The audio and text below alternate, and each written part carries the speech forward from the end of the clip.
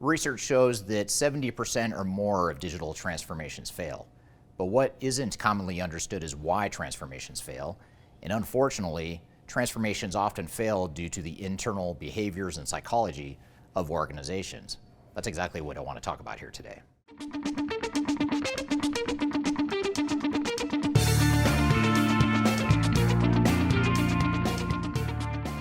My name is Eric Kimberling. I'm the CEO of Third Stage Consulting. We're an independent consulting firm that helps clients throughout the world to reach their third stage of digital transformation success. And as I mentioned, digital transformations fail more often than they succeed. It's easy to blame software vendors, it's easy to blame your technical implementers or your consultants, but there's a whole host of things and behaviors that organizations do to themselves to contribute to failure. Now, first, it helps to understand three common themes in digital transformation failures. These are things that we see whenever we help clients recover their failed projects and/or in our expert witness practice supporting ERP or digital transformation related lawsuits. And those three things are: organizations have unrealistic expectations for what the transformation entails. Secondly, they commonly have internal misalignment. So the executive team and the project team are misaligned with what the overall project is going to look like. And then thirdly, resistance to change. That's another reason why digital transformations so commonly fail. So these are three common patterns we see in digital transformation failures. So what I want to do today is talk about how organizations and their internal teams can overcome these three common patterns of digital transformation failure, and more importantly, understand what it is that you don't want to do internally to contribute to the digital transformation failure. The first thing that organizations often do to contribute to their own digital transformation failure is that they don't have a clear vision of their future state. They don't understand what their future state business processes are. They don't understand what roles and responsibilities in the organization is going to look like overall. They don't understand how technology is going to tie together with other types of technology within the organization. And so without this clear vision or future state of what it is they want to be when they grow up, organizations end up falling victim to the three common patterns I talked about at the beginning of the video. They have unrealistic expectations, they're not aligned, and they experience resistance to change. Those three things are often a result of the fact that the organization itself did not have a clear understanding and a clear definition of what they wanted their future state to be. So one way to work around this and ensure that you don't fall prey to this trap is to ensure that you do a couple things. The first thing you want to do to ensure that you avoid this problem is ensure that you define and take the time to really plan out what your future state business processes are going to look like, what organizational roles and responsibilities are going to look like, what your overall system architecture and landscape is going to look like, and really have a clear blueprint for that future state. Now, ideally, and in a perfect world, you would do much of this work as part of your software evaluation and selection process, but at the very least, you want to start doing this before you start designing, building, and deploying technology throughout your organization. So it's important to sort of take that step back and slow down right as you're getting started on the transformation to ensure you have a clear vision of that future state. And when you have that clearer vision of the future state, that's going to help ensure that you have a realistic plan. It ensures that you're aligned internally, and it helps mitigate the risk of resistance to change. So those three patterns I mentioned at the beginning of the video are largely mitigated by the fact that you have this clear vision and this clear plan for what you want to be when you grow up. A second organizational dynamic and psychological behavior of an organization that commonly contributes to digital transformation failure is this tendency to want to delegate to the project team.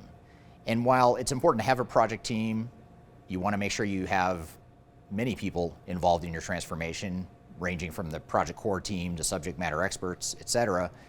You don't want to over-delegate without having clear direction, clear parameters, clear project governance for that project team.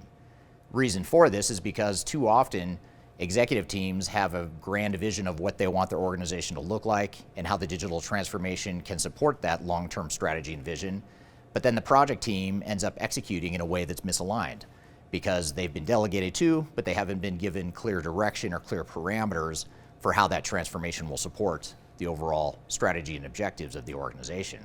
So the first step in mitigating this risk is to ensure that you have a strategy articulation map laid out for what your strategic goals and objectives are as an organization and how that translates into specific goals and objectives and tactics for your digital transformation. And that's something you should do as part of your planning phase before you ever start the transformation. In an ongoing basis, you want to make sure that you have regular checkpoints with your executive steering committee, and that your executive steering committee is involved in key decisions, or at the very least, blessing and approving key decisions. That's another way to ensure that you aren't over-delegating without the right checks and balances internally within the organization. So by deploying some of these strategies and tactics I mentioned here, this will avoid that dynamic of having a project team that gets misaligned with the overall goals and objectives of the organization and its executive team, and it'll also ensure that you mitigate some of the other risks that we've talked about throughout this video. Just as many organizations are guilty of over-delegating the project success to a project team, organizations also tend to over-delegate project success and activities to the technical implementers.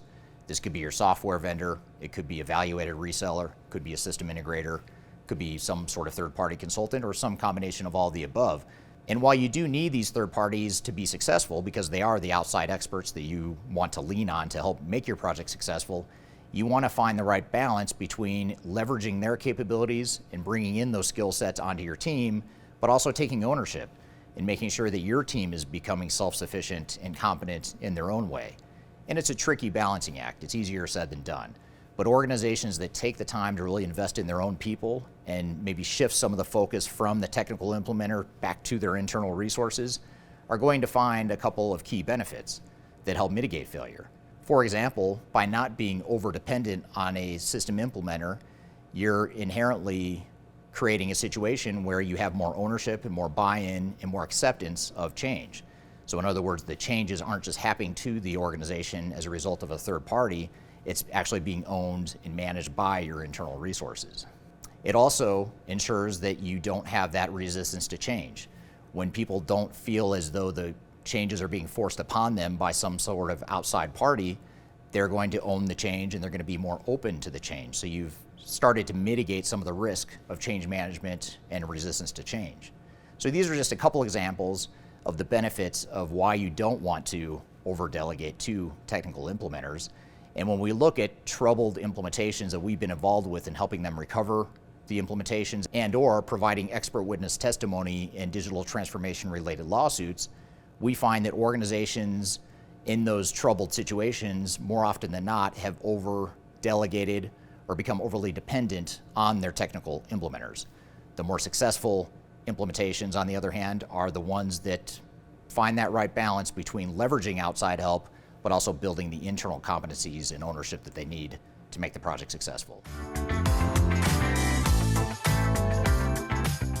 The next organizational dynamic that organizations typically fall into that contributes to risk and failure of their digital transformation is a lack of program management and program governance. And I use the word program instead of the word project because it is a program. You want to have a program manager that's internal, that focuses on managing all the different work streams within a transformation. For example, you have your technical implementer or implementers, you have your change management team, you have your core project team, you have your system architects, you have your technical types, a lot of different internal and external resources and work streams that need to be managed. And the problem is most organizations tend to think that we're just going to have the system implementer manage the overall project. And yes, they are going to manage their technical work stream for their particular technology, but you can't depend on a system implementer to do the change management, the process improvement, the data migration, the system architecture, all the things that go into a successful project. And all of those different pieces need to come together under one umbrella of program management and program governance. Now, if you're a larger organization that happens to have an internal PMO department, a program management office, then you may have the advantage of already having the internal competency to be able to manage complex projects like this. If, on the other hand, you don't have an internal PMO, you can start building that sort of competency and capability. Even with outside help, you can start to build that competency to help manage the project more successfully and more effectively so that ultimately you finish the project on time and on budget, and you're not dependent on an outside third party to ensure that the project is successful. Now, the final organizational dynamic that we commonly see with organizations that struggle with their digital transformation is the inability to recognize risks throughout the transformation. In other words, they see the positive, they see the things that are going well, but they don't know enough to understand, comprehend, and quantify the risks that are underlying the project. Now, part of this is because most organizations don't do digital transformations on a regular basis. It's not their full-time job, it's not typically what they're good at. And then you add to the fact that you're bringing in outside third parties via software vendors and system implementers that are incentivized to focus on the positive and really protect their revenue streams. They're going to paint an overly optimistic picture for you, which further contributes to the problem. So you really need to add a dose of reality and a dose of skepticism to your project to really understand where the risks are and start to anticipate those risks before they become a problem. Too often organizations wait until they've reached a failure point or until the project comes to a grinding halt to fully recognize and realize how significant the risks of digital transformation are. So the key is to recognize those risks well before they become problems and start to mitigate those risks along the way. And that's something that independent, technology agnostic, and neutral third parties like Third Stage can help you do. So these are a few of the dynamics that we see within organizations in terms of the internal psychology and the internal behavior that leads to digital transformation failure. By following these tips, we hope that you'll be able to mitigate some of these challenges and risk and really go in with your eyes wide open to be able to avoid some of those failure points that many organizations face. Now, for more best practices and more tips and lessons from other digital transformations, I encourage you to download our annual digital transformation report. It's an annual report we publish each year that focuses on software rankings and independent reviews of different technologies, as well as implementation best practices to ensure that your project ultimately is successful.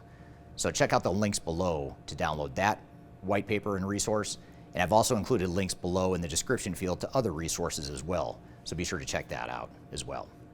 So I hope you found this information useful and hope you have a great day.